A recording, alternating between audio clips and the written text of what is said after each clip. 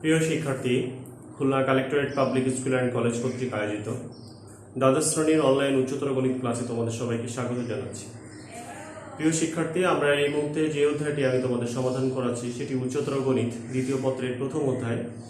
সেই অধ্যায়ের শিরোনাম ছিল আমরা বাস্তব সংখ্যা ও অসমতা। সেখানে আমি যে বাস্তব সংখ্যা বিষয়ে আমি বিস্তারিত পড়ানোর চেষ্টা করছি, গত অনেকগুলো ক্লাস আমি এই বিষয়ে নিয়েছি। তারই ধারাবাহিকতায় আমি গত ক্লাসে আমি তোমাদের পড়িয়েছিলাম যে মূলদ সংখ্যা এবং অমূলদ সংখ্যা কী। প্রিয় শিক্ষার্থী, লক্ষ্য করো, মূলদ সংখ্যা এবং অমূলদ সংখ্যার ডেফিনেশন আমি খুব চমৎকারভাবে তোমাদের পড়িয়েছিলাম। যদি তোমরা খেয়াল করে থাকো, আমি আবারও একটু খুব সংক্ষেপে বলবো যে মূলদ সংখ্যা আসলে কাকে বলে। যে সংখ্যাকে পি বাই কিউ আকারে প্রকাশ করা যায়, যে সংখ্যাকে পি বাই কিউ আকারে প্রকাশ করা যায়। কিন্তু এখানে বলেই তোমরা এটুকু বলেই থেমে যাও, এটুকু বললে থামলে হবে না। যে সংখ্যাকে পি বাই কিউ আকারে প্রকাশ করা যায় ভালো কথা, যেখানে পি কিউ অবশ্যই সেটি পূর্ণ সংখ্যা হতে হবে। আবারও বলছি, পি কিউ অবশ্যই পূর্ণ সংখ্যা হতে হবে এবং Q not equal to zero. এতগুলো শর্ত তোমার এখানে জুড়ে দেওয়া ছিল। তাহলে আসলে দেখো যে এখানে পি কিউ অবশ্যই পূর্ণ সংখ্যা হবে এবং Q not equal to zero. তাহলে আমরা লক্ষ্য করি, আমরা আজকের ক্লাস জুড়ে আমরা যে কাজটি করব, যে মূলদ এবং অমূলদ সংখ্যার বিভিন্ন প্রমাণ আছে, অর্থাৎ প্রমাণ করো যে এটা একটি অমূলদ সংখ্যা, প্রমাণ করো এটা একটা মূলদ সংখ্যা, অর্থাৎ এই সম্পর্কিত যে প্রমাণগুলো আছে তোমাদের বইয়ের সেটি দাগ নম্বর আমরা দেখেছি 8 এবং 9 নম্বর। এই 8 এবং 9 নম্বর অঙ্কগুলো আমি আজকে সমাধান করার চেষ্টা করব। প্রিয় শিক্ষার্থী, লক্ষ্য করো, প্রথমে আছে আমি যে অঙ্কটি সমাধান করাবো সেটি হচ্ছে, দেখাও যে √5 একটি অমূলদ সংখ্যা। এটি তোমরা এসএসসি থেকে পড়েছো। আমি এখন এটি ভিন্নভাবে কিন্তু প্রমাণ করানো যায়। আমি যদি এটি ভিন্নভাবে প্রমাণ করি তাহলে তোমাদের নিশ্চয়ই কেউ ভালো লাগবে না। তো স্যার একবার শিখে এসেছি, আপনি আবার ভিন্ন নিয়মে শিখাবেন। একাধিক বইতে একাধিক নিয়মে কিন্তু আছে এই প্রমাণ। তাহলে আমরা যেহেতু এসএসসিতে এটা পড়ে আসছি, তাই আমি আর নতুনভাবে এটিকে চেঞ্জ করতে চাচ্ছি না। তোমরা যা পড়েছো সেটিই পড়ো, সেটি যদি বুঝে লিখতে পারো তাহলেই হবে। তাহলে আমি আসলে সেই জায়গাটি একটু পুনরায় আলোচনা করে দিব।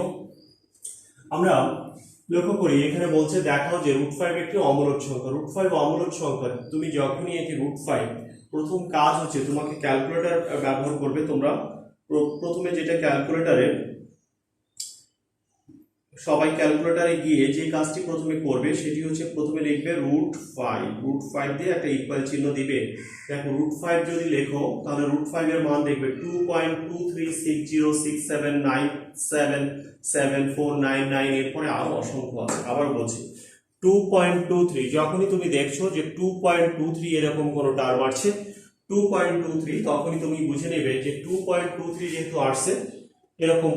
আবার বলছি মানটি আসছে 2.23, এরপরে অসংখ্য আছে, তখনই তুমি বুঝে নেবে যে না, এই √5 এর মান অবশ্যই 2 এর চেয়ে বড় বা 3 এর চেয়ে ছোট। দেখো সেই কারণে আমি যে কাজটি করেছি যে 2 কে স্কয়ার করলে 4, আর √5 কে স্কয়ার করলে দেখো 5, আর 3 কে স্কয়ার করলে 9। তাহলে লক্ষ্য করো, এখান থেকেই বলে দেওয়া যায় যে যেহেতু 2 এর স্কয়ার দেখছি 4, √5 এর স্কয়ার করলে 5, আর 3 এর স্কয়ার করলে 9। তার মানে আমরা এখান থেকে বলতে পারি না 2 এর চেয়ে কে বড়, √5 বড়, আর √5 এর চেয়ে কে বড়, 3 বড়। দেখো এটা, তার মানে আমরা দেখলাম এখন যে কাজটি আমাদের হয়ে গেল যে আমরা বলছি যে 2 এর চেয়ে √5 বড়, √5 এর চেয়ে 3 বড়। দেখো এদিকে, তাহলে আমরা দেখতে পারি যে যদি আমরা সংখ্যা রেখা একটা চিন্তা করি, যে একটা সংখ্যা রেখার, লক্ষ্য করো, একটা জায়গায় ছিল 2, একটা জায়গায় নিচেও ছিল 3, একটা সংখ্যা রেখা। দেখো এর মাঝে তো কোনো পূর্ণ সংখ্যা নেই, আছে কি? নেই। এর মাঝে সব ভগ্নাংশ। এখানে মূলদ সংখ্যাও আছে, অমূলদ সংখ্যাও আছে। তাই দেখো আমরা এখানে লিখেছি যে √5 পূর্ণ সংখ্যা নয়, অর্থাৎ পূর্ণ সংখ্যা কোনগুলো? 1 2 3 4 এগুলো হবে 0 -1 -2 -3, অর্থাৎ এইগুলো নয়, এইগুলোর মধ্যে নয়। যে √5 একটি কার মধ্যবর্তী? দেখো 2 ও 3 এর মধ্যবর্তী মূলদ, অথবা এই 2 আর 3 এর মধ্যবর্তী আসলে কি সংখ্যাগুলো রয়েছে? 2 আর 3 এর মধ্যবর্তী কেবলমাত্র সেই সংখ্যাগুলো হলো মূলদ সংখ্যা অথবা অমূলদ সংখ্যা। প্রিয় শিক্ষার্থী, আমরা দেখে থাকি যে উপরের এই দুটো লাইন বিভিন্ন বইতে অনেক সময় দেওয়া নেই, কিন্তু এই দুটো লাইন লেখাটা ভালো। এই জন্যই ভালো যে মূলদ সংখ্যা, তোমরা অনেকেই বলতে পারো যে স্যার দুনিয়ার 2 ধরনের সংখ্যা আছে, একটি মূলদ সংখ্যা, একটি অমূলদ সংখ্যা। ইটস ওকে, সেটা আমরা মেনেই নিলাম। দুনিয়ার 2 ধরনের সংখ্যা আছে, একটি মূলদ সংখ্যা, একটি অমূলদ সংখ্যা। তাহলে আমি শুরুতে বলে নিলাম না, √5 একটি অমূলদ সংখ্যা। কিন্তু যদি তুমি দেখাতে পারো যে না, এখানে 2 আর 3 এর মধ্যবর্তী কোনো সংখ্যা নেই, 2 আর 3 এর মাঝে একটা সংখ্যা, সে হলো √5, তাহলে এটি আরো বেশি ক্লিয়ার হলো √5 এর জায়গাটি কোথায়। তাহলে 2 আর 3 এর মধ্যবর্তী সংখ্যাগুলো নিশ্চয়ই এর মধ্যে যেগুলো আছে সেগুলো হয় ভগ্নাংশ আকারে আছে, ভগ্নাংশ আকারে যদি থাকে সেগুলো মূলদ, আর যেগুলো ভগ্নাংশ আকারে লেখা যাবে না এর মধ্যবর্তী সংখ্যাগুলো সেগুলো হচ্ছে অমূলদ। অর্থাৎ আমরা বলতে পারি যে দুইটি পূর্ণ সংখ্যার মাঝে অবশ্যই যে সংখ্যাগুলো আছে সেই সংখ্যাগুলো হয় মূলদ বা অমূলদ। তাই দেখো আমরা প্রমাণ করলাম যে √5 একটি 2 ও 3 এর মধ্যবর্তী মূলদ সংখ্যা অথবা অমূলদ সংখ্যা। তাহলে আমরা ধরি √5 একটি মূলদ সংখ্যা। এই যে ধরে নেওয়া, মনের ইচ্ছা মতো একটা ধরে নেওয়া, এই পদ্ধতিটার নামও অনেক সময় আমরা পড়েছি যে মেথড অফ কন্ট্রাডিকশন। তুমি একটা কিছুকে ধরে নিলে, ধরেই এটা সত্য, শেষ পর্যন্ত যে প্রমাণ করলে যে মনে করো 5 = 0, তো এটা জীবনেও সম্ভব না, অর্থাৎ এটা অসম্ভব। তখনই বলি যে আসলে আমার ভুল হয়ে গেছে। ভুলটা কোথায়? ভুলটা হচ্ছে ধরায়। আমি আবারও বলছি, এটা হচ্ছে মেথড অফ কন্ট্রাডিকশন আমরা বলে থাকি। অর্থাৎ একটা কিছুকে ধরে নিয়ে যদি তুমি একটা ভুল জায়গায় যে উপনীত হতে পারো, অর্থাৎ ভুল একটা টার্মে নিয়ে আসতে প্রমাণ করে দিতে পারো আমার দুই পক্ষে যে জিনিসটি হয়েছে সেটি আসলে ভুল, তাহলে কিন্তু বলে নেওয়া যাবে আমার ভুলটা কোথায় হয়েছে, ধরে নেওয়াতে ভুল হয়েছে। তাই দেখো আমরা যখনই দেখলাম যে 2 আর 3 এর মধ্যবর্তী মূলদ সংখ্যা অথবা অমূলদ সংখ্যা, তখনই লিখেছি ধরি √5 একটি কি সংখ্যা? মূলদ সংখ্যা। যখনই মূলদ সংখ্যা তাহলে আমরা লিখতে পারি যে √5 = p/q। লক্ষ্য করি √5 = p/q। এখানে দেখো কতগুলো টার্ম আছে, তোমরা এই জায়গাটা লিখো না, এই জায়গাটা না লিখলে তো কোনো নাম্বার হবে না। তাহলে দেখো যেখানে p আর q belongs to z, z মানে কি নিশ্চয়ই তোমাদের মনে আছে, z হচ্ছে পূর্ণ সংখ্যা। তাহলে যেখানে pq কি সংখ্যা? পূর্ণ সংখ্যা। এবং ওই যে বলেছিলাম হর 0 হবে না, দ্যাট ইজ কি বলেছি, q ≠ = 0। আবার বলছি pq পূর্ণ সংখ্যা এবং হর শূন্য হবে না, এবং p, q সহমৌলিক। দেখো এই জায়গাটা আমি আন্ডারলাইন করছি। এই সহমৌলিক কথাটি দ্বারা আসলে কি বোঝো? সহমৌলিক মানে হচ্ছে এদের গসাগু 1, এদের গসাগু 1, এদের 1 ভিন্ন অন্য কোনো সাধারণ উৎপাদক থাকবে না। অর্থাৎ এই দুটোর গসাগু হচ্ছে 1। গসাগু 1 হওয়া মানে কি? সেই দুটোর মাঝে জীবনেও কাটাকাটি হয় না। তার মানে পি আর কিউ এর মধ্যে কোনো উৎপাদক নেই, সাধারণ উৎপাদক নেই। তার মানে আমরা বাংলা ভাষায় যেটা বলি অনেক সময় কাটাকাটি করতে বলি, তা কাটাকাটিটা হবে না। বোঝা গেছে কিনা? তাহলে এদের মধ্যে সহমৌলিক মানে, আবারও বলছি, দুটো সংখ্যা সহমৌলিক মানে তাদের গসাগু 1। এটি তোমাকে খেয়াল রাখতে হবে বিশেষভাবে। আর গসাগু 1 হওয়া মানে সেই দুটোর মধ্যে কোনো সাধারণ উৎপাদক নেই। আর সাধারণ উৎপাদক যদি না থাকে তাহলে তাদের মধ্যে কোনো কাটাকাটিও হয় না। দেখো আমরা এখানে বর্গ করেছি, √5 কে স্কয়ার করলে এখানে 5, এটিকে স্কয়ার করলে এটা p স্কয়ার, এটিকে স্কয়ার করলে এটি q স্কয়ার, উভয় পক্ষকে বর্গ করে। এখন উভয় পক্ষে দেখো একটা q গুণ করেছি, তাহলে এখানে একটা q আসছে, এই যে এখানে একটা q। এখানে তুমি যখনই একটা q গুণ দেবে, একটা q এর সাথে নিচের একটা q যদি বাদ হয় তাহলে এখানে থাকে p²/q, কারণ উভয় পক্ষকে q দ্বারা গুণ করে। আশা করি বুঝতে পেরেছো। এখন প্রশ্ন হচ্ছে যে আবার যে দুটো পক্ষ আছে, এখানে দেখো 5q আর এখানে আছে p²q। দেখো 5 কি সংখ্যা?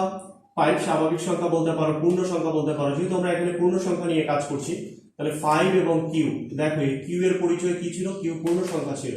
তাই বলছি 5 এবং q পূর্ণ সংখ্যা। দুটো পূর্ণ সংখ্যা গুণ করলে তাদের গুণফল অবশ্যই 5q পূর্ণ সংখ্যা হবে। তার মানে আবার বলছি, তুমি যে কোনো দুটো সংখ্যা, তুমি বলো স্যার একটা -2 একটা 5 নেব, নাও তাদের গুণ করো, -10, -10 একটা পূর্ণ সংখ্যা। তার মানে অবশ্যই দেখো, আবার বলছি, একটা 5 আর একটা হচ্ছে q পূর্ণ সংখ্যা বলে তাদের গুণফল 5q পূর্ণ সংখ্যা। তার মানে 5 ও পূর্ণ সংখ্যা, q ও পূর্ণ সংখ্যা বলে তাদের গুণফল 5q কি সংখ্যা? পূর্ণ সংখ্যা। কিন্তু আমরা যদি লক্ষ্য করি যে এখন এই পাশে ছিল p²/q, একটু আগেই বলেছি যে p আর q এর মধ্যে কোনো কাটাকাটি হবে না। তার মানে p²/q এর মধ্যেও কোনো কাটাকাটি হবে না। আমরা একটু দেখি উদাহরণ দিয়ে। যেমন আমরা যদি বলি যে 5 আর 3 এরা পরস্পর সহমৌলিক, লক্ষ্য করো 5 আর 3, কারণ এদের গসাগু 1।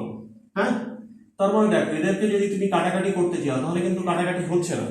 আচ্ছা, কিন্তু যদি 5 কে স্কয়ার করো তাহলে 5 স্কয়ার মানে কত? 25/3। দেখো এদের মধ্যেও কোনো কাটাকাটি কিন্তু হবে না।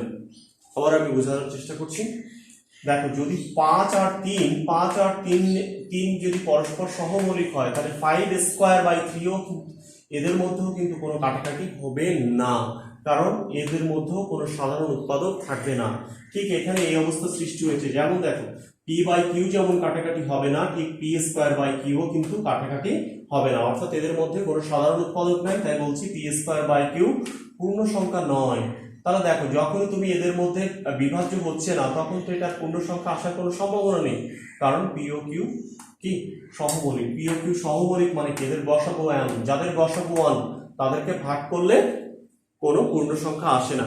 তাই তাদের ভাগ করলে যেহেতু পূর্ণ সংখ্যা আসে না, একটা স্কোয়ার হোক অন্যটাকে দিয়ে, যেমন পি স্কোয়ার বাই কিউকে ভাগ করলেও সেই উত্তর কোনো পূর্ণ সংখ্যা আসবে না। তার মানে আমরা একটা দেখলাম এটি পূর্ণ সংখ্যা নয়, বাট এটি পূর্ণ সংখ্যা, এটি পূর্ণ সংখ্যা আর এটি পূর্ণ সংখ্যা নয়। তাহলে এটি যখনই পূর্ণ সংখ্যা নয়, তার মানে আমরা বলতে পারি যে 5q not equal, not equal মানে কি সমান নয়, কি পি স্কোয়ার বাই কিউ এর সমান নয়। 5q আর পি স্কোয়ার বাই কিউ এরা পরস্পর সমান নয়। তার মানে আমরা বলতে পারি যে √5 এর মান পি বাই কিউ আকারের কোনো সংখ্যা হতে পারে না। আমরা যেটা শিখলাম যে √5 কে পি বাই কিউ আকারের কোনো সংখ্যা হতে পারে না, আমাদের এটা ধরা ভুল হয়েছে। তাই আমরা অবশ্যই বলতে পারি যে অতএব √5 একটি অমূলদ সংখ্যা। তাহলে আমি খুব সহজে এটি প্রমাণ করে দিলাম যে √5 একটি অমূলদ সংখ্যা। প্রিয় শিক্ষার্থী, তোমরা উপরের লাইনটা অনেক সময় বুঝতে পারো না যে কিভাবে উপরের লাইনটা লিখতে হবে। যদি তোমাদের বলা হয় যে √2 একটি অমূলদ সংখ্যা, √2 সময় কি করবে, √2 এর মান যদি তোমরা ক্যালকুলেটরের সাহায্যে বের করো, তাহলে আসলে আমাদের সামনে কি আসবে সেটা আমরা যদি লক্ষ্য করি যে √2 বা √2 এর মান হচ্ছে 1.41। দেখো √2 এর মান 1.41, এরকম আরো অনেক কিছু আছে। তার মানে আমরা দেখলাম অনেক চেয়ে বড়। তুমি তাহলে 1 কে স্কয়ার করো, অঙ্কের শুরুতে 1 কে স্কয়ার করলে 1, দেখো √2 কে স্কয়ার করলে কত 2, আর 2 কে স্কয়ার করো তাহলে হলো 4। দেখো তার মানে তুমি বলতে পারো 1 কে স্কয়ার করলে 1 হলো, দেখো √2 কে স্কয়ার করলে 2, বাট 2 কে স্কয়ার করলে 4। তার মানে এখান থেকে তুমি বলতে পারো যে 1 এর চেয়ে কে বড়, √2 বড়, বাট লেস দ্যান 2। এই কথাটি দেখো। তার মানে দেখো এই যে জায়গাটা আমি এক্সট্রা লিখলাম সেটা কি কঠিন? একেবারেই কঠিন না। হ্যাঁ, তুমি এই জায়গাটা একটু যদি রাফে বের করে নাও √2 এর মানটা কত, তার মানে অবশ্যই তুমি এই দুটো লাইন লিখতে পারবে। হ্যাঁ, 1 কে স্কয়ার করলে যা হচ্ছে √2 কে স্কয়ার করলে তার চেয়ে বড় হচ্ছে, 2 কে স্কয়ার করলে তার চেয়ে বড় হচ্ছে। এসএসসিতে এর মাঝে আরেক লাইন ছিল, আমি সেটা বাদ দিয়ে দিলাম। অর্থাৎ 1 এর চেয়ে √2 বড়, √2 এর চেয়ে 2 বড়। তার মানে আমরা খুব সহজে কিন্তু এটি তোমাদের প্রমাণ করে ফেলতে পারলাম। তোমাদের বইয়ে আমি যে দাগ নাম্বারগুলো বললাম, আমি 8 এর শুরুতে যেটি আছে 8 এর রোমান 1 সেটিকে বলছে যে √3 একটি অমূলদ সংখ্যা। √3 একটি অমূলদ সংখ্যা, নিশ্চয়ই তোমরা বের করতে পারবে। √3 মান হচ্ছে 1.73। তাহলে √3 যদি আসে তাহলে সেক্ষেত্রে আমরা দেখো √3 মান হচ্ছে 1.73 ডট ডট ডট ডট, এরকম অনেকগুলো আছে। তার মানে কি করবে, দেখো অঙ্কের শুরুতে 1 কে স্কয়ার করবে 1, তারপরে কি করবে √3 কে স্কয়ার করবে, √3 কে স্কয়ার করলে 3, আর 2 কে স্কয়ার করলে হবে 4। তার মানে তুমি বলতে পারবে যে না, কার চেয়ে বড়, 1 এর চেয়ে কে বড়, √3 বড়, আর √3 যে কে তার √3 চেয়ে কে বড়, 2 বড়। হ্যাঁ, এখান থেকে দেখতে পাচ্ছি, কারণ √3 কে স্কয়ার করলে 3 হচ্ছিল, বাট 2 কে স্কয়ার করলে 4, দ্যাট ইজ 1 এর চেয়ে √3 বড়, √3 চেয়ে 2 বড়। তার মানে এভাবে অঙ্কটি শুরু করবে। অঙ্কের শুরুর 2 লাইন আমি দেখা দিলাম, তার মানে বাদ বাকি জায়গাটা কিন্তু এক। হ্যাঁ, আমি যদি তোমরা যদি দেখতে চাও √3 প্রমাণ, তার মানে নিশ্চয়ই এখানে লিখবো যে দেখাও যে √3 একটি অমূলদ সংখ্যা। √3 অমূলদ সংখ্যা হলে এখানে প্রথমে কাকে স্কয়ার করতে হবে, 1 কে স্কয়ার করে বানাতে হবে কত, 1। এখানে কি লিখবো এরপরে, √3 কে স্কয়ার করলে নিশ্চয়ই সেটা 3, আর এখানে স্কয়ার করবো হচ্ছে 2 কে স্কয়ার করলে সেটা 2 দুগুণে নিশ্চয়ই সেটা 4 হবে। তার মানে আমরা বলতে পারি যে 1 এর চেয়ে কে বড়, √3 বড়, আর √3 চেয়ে কে বড়, 2 বড়। তাই আমরা দেখো এই √5 গুলো যদি মুছে মুছে √3 করে দাও তাহলে দেখো প্রমাণটা হয়ে যাবে। √3 পূর্ণ সংখ্যা নয়, অর্থাৎ √3 একটি কার মধ্যবর্তী, লক্ষ্য করো 1 ও 2 এর মধ্যবর্তী একটি মূলদ অথবা অমূলদ সংখ্যা। তার মানে লিখবো, ধরি √3 একটি মূলদ সংখ্যা, √3 ইকুয়াল এটা। তার মানে দেখো √3 কে স্কয়ার করলে এখানে একটা 3 হবে, এখানে যখন গুণ করবো তার মানে এখানে 3q হবে।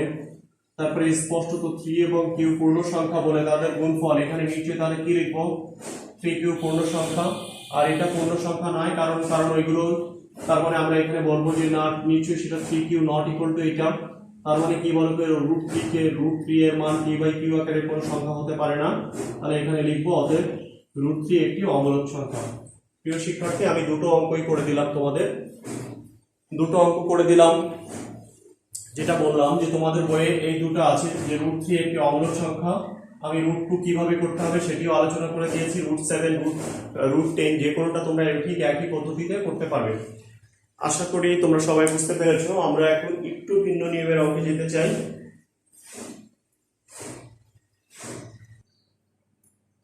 আমরা লক্ষ্য করি এখন যে জিনিসটি আছে তোমার সামনে কিন্তু শুধু √3 বা √5 নেই, বলছে যে দেখাও যে √3 মাইনাস √5 একটি অমূলদ সংখ্যা।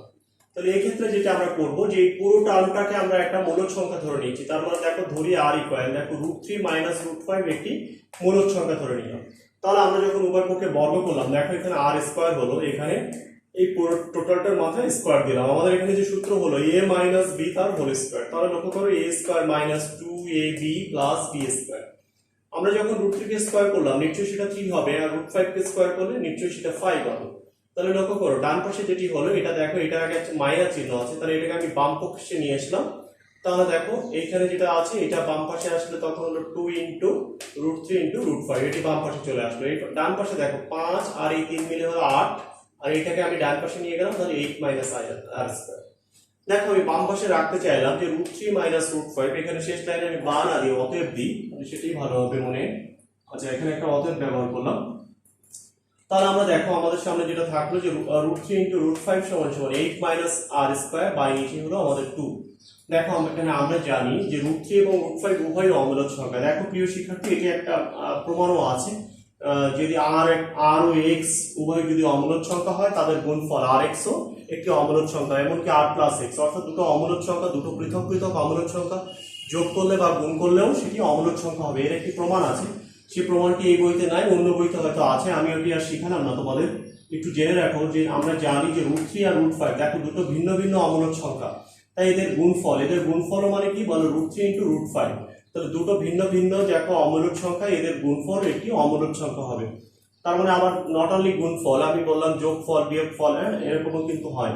তাহলে দেখো যেহেতু তাহলে এরা দুইজন পরস্পর অমূলদ সংখ্যা, এদের গুণফল একটি অমূলদ সংখ্যা। হ্যাঁ, তাহলে লক্ষ্য করি যেহেতু r আমাদের কি ধরেছিলাম, দেখো এই যে r ধরেছে, r একটি মূলদ সংখ্যা ধরেছিলাম। তাহলে দেখো r একটা মূলদ, তাহলে লক্ষ্য করো r একটি মূলদ সংখ্যা। দেখো তো এখানে 8 মাইনাস r স্কয়ার, তাহলে কি হবে r যদি মূলদ হয় তাহলে r স্কয়ারও মূলদ সংখ্যা, 8 থেকে সেটা বিয়োগ করলেও মূলদ সংখ্যা, তারে আবার 2 দিয়ে ভাগ করলেও সেটা একটা মূলদ সংখ্যা হবে। আবার বোঝাচ্ছি, যদি r যদি একটা মূলদ সংখ্যা হয়, তুমি যে কোনো মূলদ সংখ্যা চিন্তা করতে পারো, তাকে স্কয়ার করলেও সেটি মূলদ সংখ্যাই হবে। তাহলে যদি স্কয়ার করলে মূলদ সংখ্যা হয় 8 মাইনাস r স্কয়ারও মূলদ সংখ্যা হবে, তাহলে তাকে 2 দিয়ে ভাগ করলেও সে মূলদ সংখ্যা হবে। তাই আমরা বলতে পারি যে 8 মাইনাস r স্কয়ার বাই 2 একটি মূলদ সংখ্যা। কিন্তু লক্ষ্য করো তো বাম পাশে যে টার্মটি আমাদের এসেছিল, সেই বাম পাশের টার্ম এদের গুণফল একটি অমূলদ সংখ্যা। দেখো এই দুটোর গুণফল হয়ে গেছে অমূলদ সংখ্যা, ডান পাশটা কি সংখ্যা হয়ে গেছে, ডান পাশটা হয়ে গেছে মূলদ সংখ্যা। এক পাশে অমূলদ সংখ্যা, আরেক পাশে মূলদ সংখ্যা, এরা কি জীবনেও সমান হতে পারে? জীবনেও পারে না। তাই এই কথা লিখেছি, অর্থাৎ একটি অমূলদ সংখ্যা অপর একটি মূলদ সংখ্যা সমান হতে পারে না। একটা মূলদ সংখ্যা একটি কি করে অমূলদ সংখ্যা সমান হবে? তাই √3 মাইনাস √5 মূলদ সংখ্যা হতে পারে না, যেটা ধরে নিয়েছিলাম শুরুতে এটা মূলদ সংখ্যা, কিন্তু আমাদের এখানে এসে দেখছি একটা ভয়াবহ আকার ধারণ করেছে, এক পাশে মূলদ সংখ্যা এক পাশে অমূলদ সংখ্যা, তাই এটি মূলদ সংখ্যা হতে পারে না। তাহলে আমরা অবশ্যই বলতে পারি যে √3 মাইনাস √5 একটি কি অমূলদ সংখ্যা। লাস্টে লিখবো দেখানো হলো। আশা করি তোমরা খুব সহজে এই প্রমাণটি বুঝতে পেরেছো।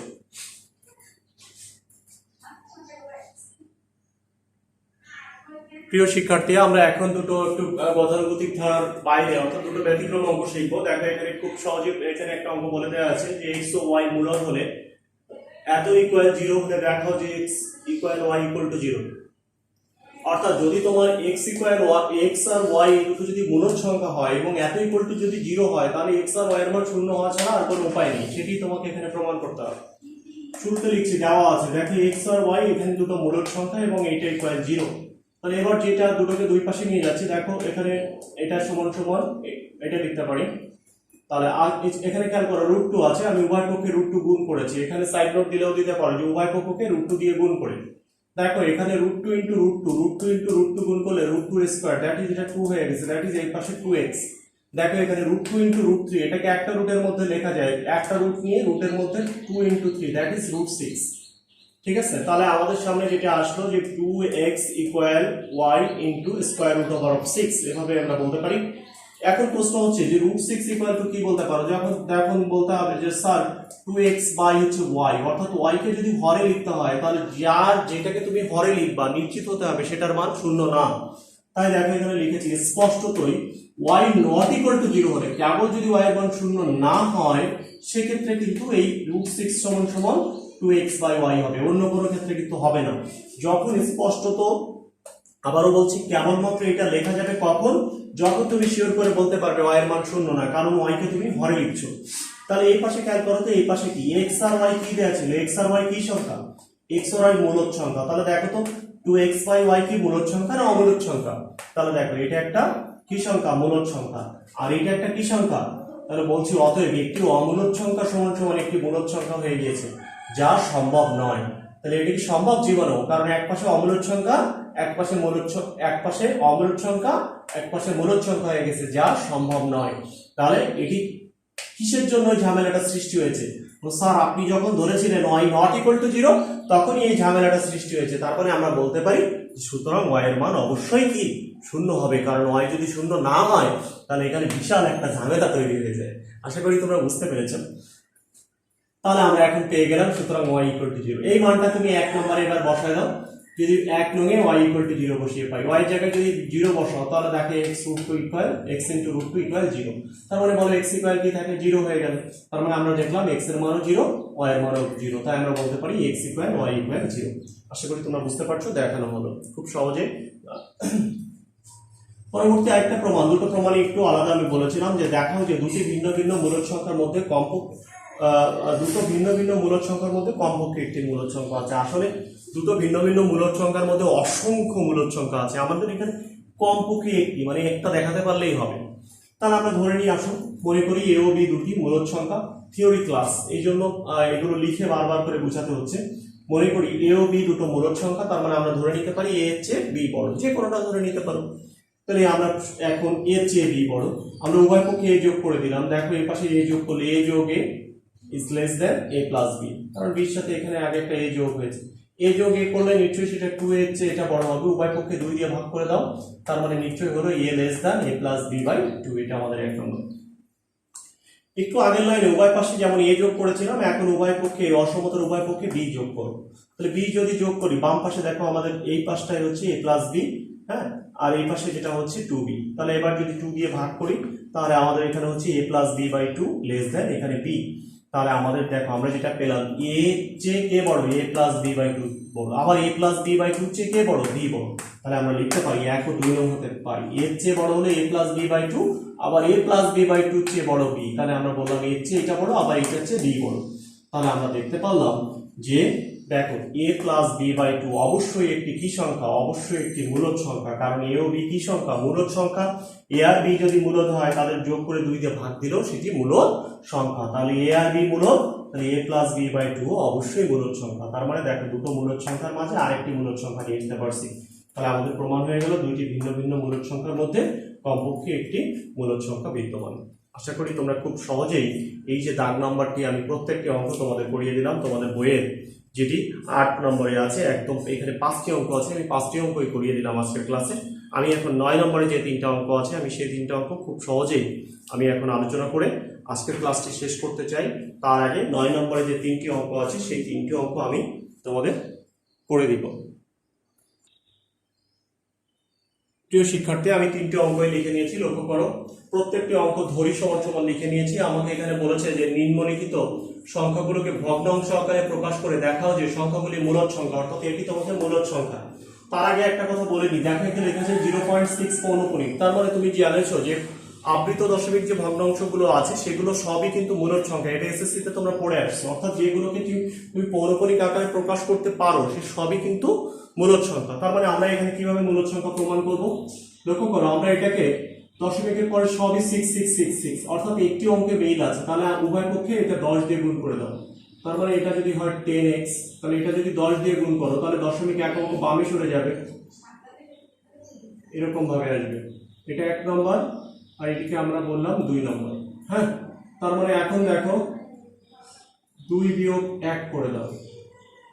তার মানে বলো 10x থেকে একটা x বাদ গেলে এখানে নিশ্চয়ই সেটা 9x সমান সমান। লক্ষ্য করো 6 পয়েন্ট, অসীম সংখ্যক 6666, কোনো শেষ আছে?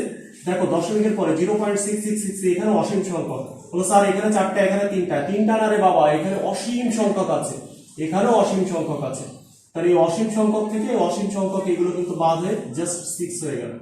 তার মানে আমরা বলতে পারি যে এক্স ইকুয়াল, আমরা বলছি এখানে দেখো 6/9, উপরে নিচে যদি কাটাকাটি করো তাহলে এক্স ইকুয়াল আমরা দেখছি 3 দুগুণে 6, 3 3 9, হ্যাঁ। তার মানে অতএব এক্স ইকুয়াল এত একটি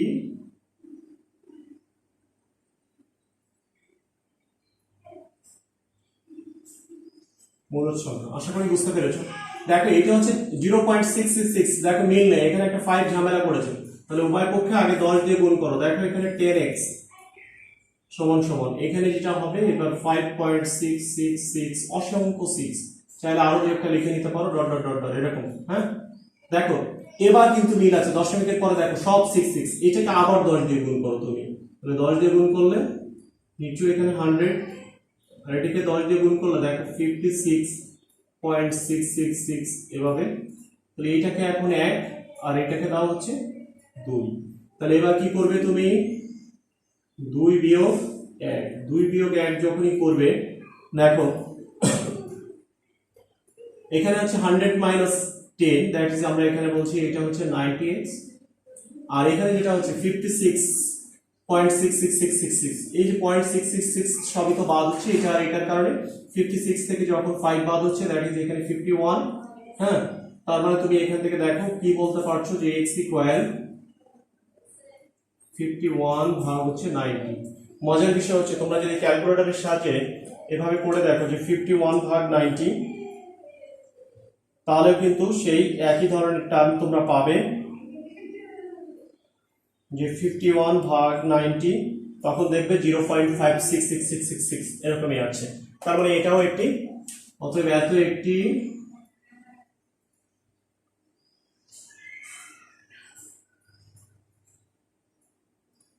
এগুলো অবজেক্টিভে আসতে পারে, এই জন্য দেখো। কিন্তু এই জায়গাটায় আমরা দেখছি যেখানে দেখো জোড়ায় জোড়ায় 7272, অর্থাৎ দুটো দুটো বারবার রিপিট হচ্ছে। তাহলে দুটো যদি রিপিট হয় তাহলে অবশ্যই 100 দিয়ে গুণ করবে। 100x সমান তাহলে হচ্ছে 972.72, এরপরে আরো অনেক 72 আছে, চাইলে এরপরে দুই একটা লিখে নিতে পারো 72 ডট ডট ডট। এটা 1 নম্বর আর এটা 2 নম্বর।